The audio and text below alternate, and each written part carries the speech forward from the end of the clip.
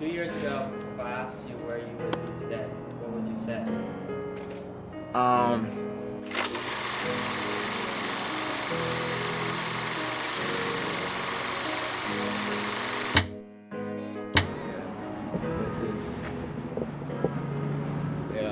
The very first shoot ever with Mr. Zach Hendry. Very first time. Me, PJ, and Zach all met. This was the very first location we ever shot at.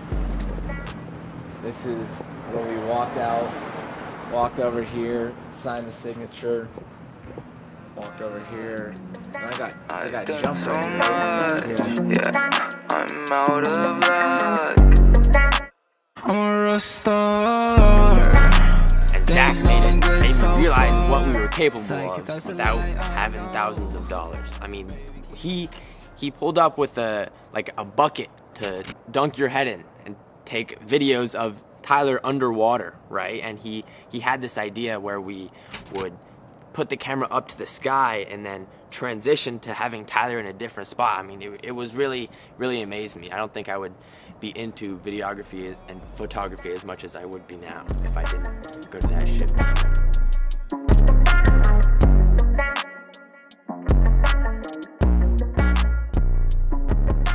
So we decided just to not drop it because the album, Crape number 2, had already dropped a long time ago.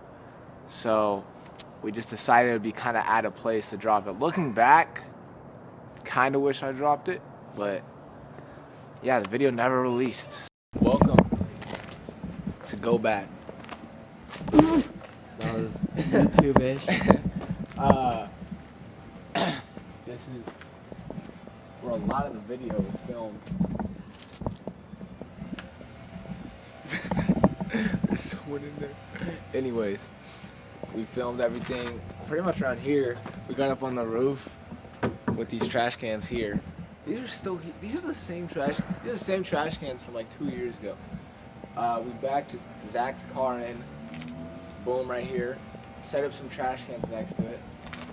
Hopped on the trash cans, or off his car to the trash cans, to the roof. Got up on the roof, did one scene there. Then got up to the second roof up there. Let me tell you something. None of the clips are in the music video.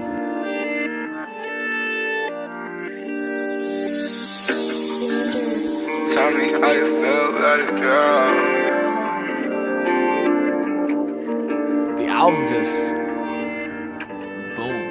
It was partly due to the, we had Frosty, we had Sui Generous, we had Michael Christmas, we had Jesus Honcho.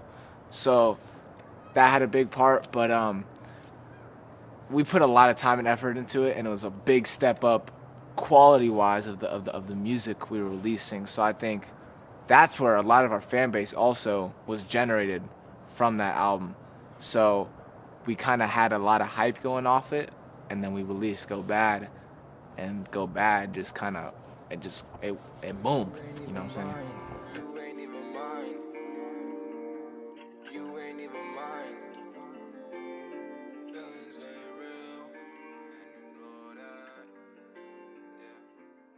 The second time I recorded with Crape was for Go Bad.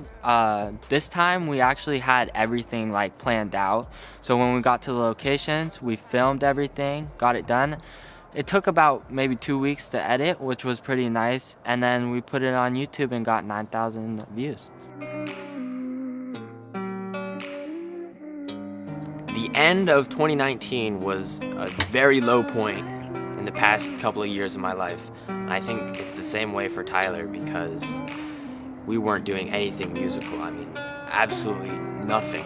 We had no idea what was coming next, and we had all these plans and ideas we wanted to do, but then Zach left, and we were lost, to be honest. We didn't know what to release, what to drop. We had no plans for anything, and one of the reasons was we just had Crape Summer 2 drop. We just had a legendary summer. That's why we made the Crape Summer albums, to be soundtracks to good summers. And we came off of that summer and got into the winter, and it just felt like we kept wanting to announce things that couldn't be announced, and it just kept up this cycle of bad things happening over and over and over.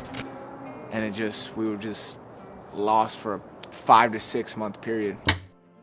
We are in the community of Windsor. We are right next to the Foothill Regional Park. Huge fires all across the county. Mandatory evacuation. We had to leave. You know, all my music making shit was all back at home.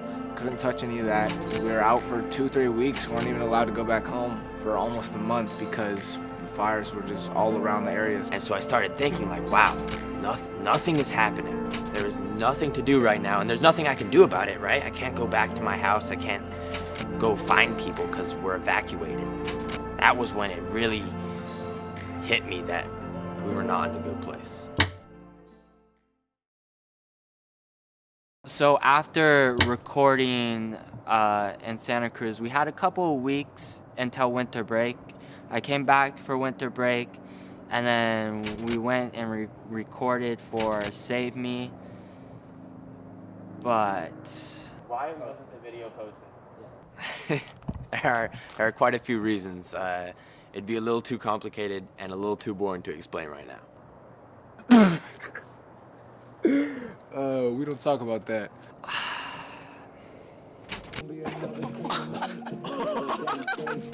So, right when COVID hit, that's when we started releasing more consistently. We released Too Bad, which forever is like the 2020 track from us. You know, we had 916 Frosty and Trill Sammy on that, and that was probably a fan favorite from this year. That really changed the pace of the year. That picked it up from when we were, couldn't find out what we were doing, and when Too Bad dropped, we knew we had a plan for the year. We knew what to attack, we knew what to do. So once Too Bad dropped, that's when we really started picking shit up. Whenever we have something that's really hard but is absolutely necessary, we try to make it into a game, including the TikTok campaign, where we had a competition of whoever could get the most dancers to post videos with the song would win each day. who ended up winning? Well, that was me. I won. There is no dispute to the fact that I won.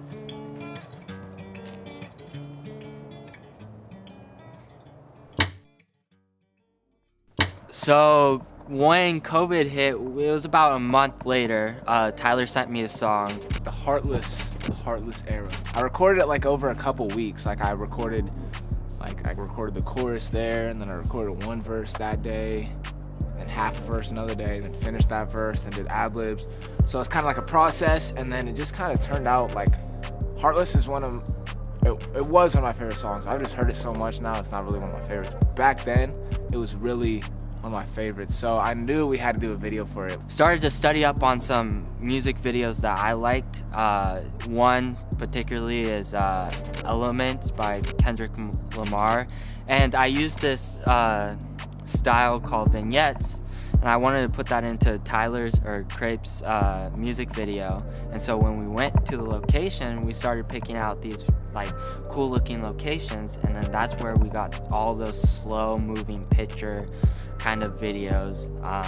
That's what we did for the whole entire video. We used that style, and that's how we got Heartless. For this music video to have full effect, sing to the lyrics. So Heartless was posted on July 8th, and I was camping, and I had no service whatsoever. So when I got service, I was able to post it on my Instagram, and that's it, and my Snapchat. But I didn't see any of the comments or anything after that. But when I got home, I got to watch the reaction channels, which was pretty cool for the first time. It was really cool because it was the first time with this newly acquired fan base we had from Too Bad and all these songs we've been dropping 2020. It was the first time they saw a music video from us, so I thought that was pretty cool. So the reason Heartless Part 2 kind of came around, after we dropped Heartless and the video for it, and just how much we were pushing it out everywhere, and I just saw the success with it. I saw people really liking with it. It almost became Heartless, the chorus of it almost became like an anthem for us. Everyone kind of knew that, you know, yes, like they knew that. So I wanted to build off that hype we had rolling, and I really wanted to branch out kind of into a different genre. So Heartless Part 2, you know, I wanted to get into rock a little bit more. So we, remixed Heartless, made it into a little rock song, and decided to drop another video for it. And that was honestly one of my favorite videos to film. It was super cool. I really like rock music too, so that was one of my favorite songs too. I was super confident about the Full Throttle shoot. I think Zach did a great job, and I was very proud of what I did there, taking some portraits of people who weren't Tyler, the other artist. How I met Detajay and Jinx, way back. My first ever show at the DNA Lounge. They were there. They were another group that was performing there with a few other people that I met with Vincent, Trendy, Kevin, shout out VIP. They're like the dopest group of musicians and artists and all that. But from there, we didn't really, you know, we stayed in contact. We were supporting each other's music and all that. And then finally, I was just like, come down here, let's record, let's make some music. So we just were messing around and made Full Throttle, and then I hit up Zach. I was like, Zach, what you think of this song? And then usually Zach's like always like, yeah, I'm down for this, let's do it. So I get a call back from Zach after I send him the link. He's in his car. I hopped in my car and I was just playing it. I was driving around blasting it, and I had a huge image in my head that I just wanted to get onto the screen. And so when Full Throttle came around, we had everything planned. We had a somewhat of a crew, which was nice. Yeah, and then Detajay and Jinx came back down, and we made a little video for it. So that's how Full Throttle came to be.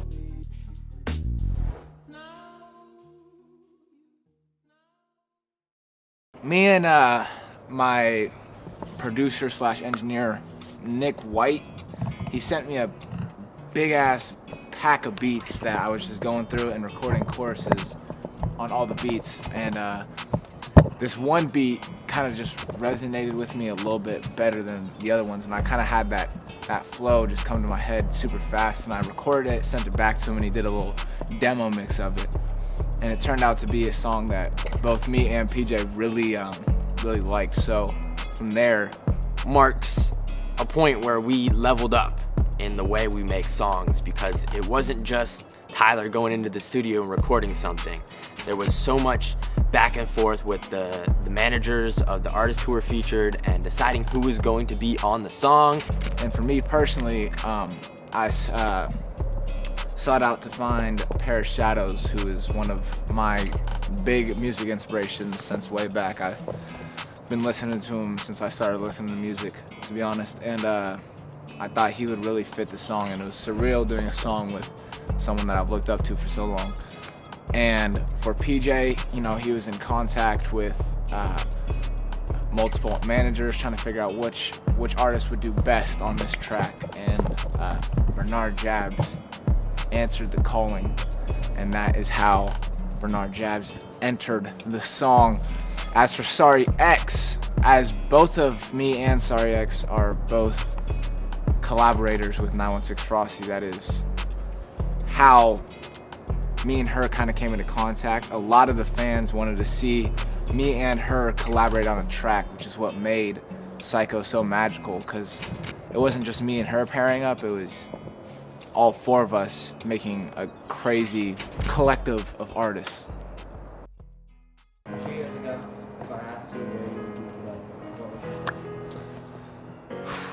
I'm a dreamer. Since I was a little kid, I dreamed about being a star, touring the world, changing people's lives, making people better themselves, make people believe in themselves that they are also a star. And all it takes is, you know, the courage and the power in themselves to be great, which is one of the main reasons I wanted to release a huge project that would change people's lives. And here we are.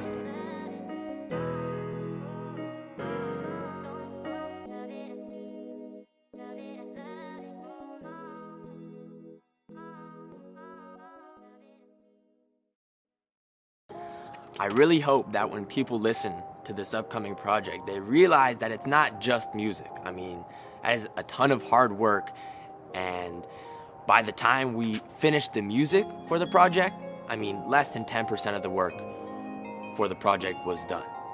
There's so much that you guys don't see when you're listening to it that we put into it. I mean, just starting with the reason you heard it in the first place, that's all the work we put in to get you to hear it. This is one of the most important pieces of work that I've put together.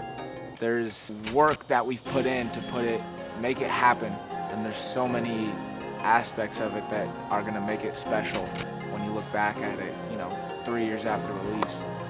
I just hope that it could also, change other people's lives. I hope I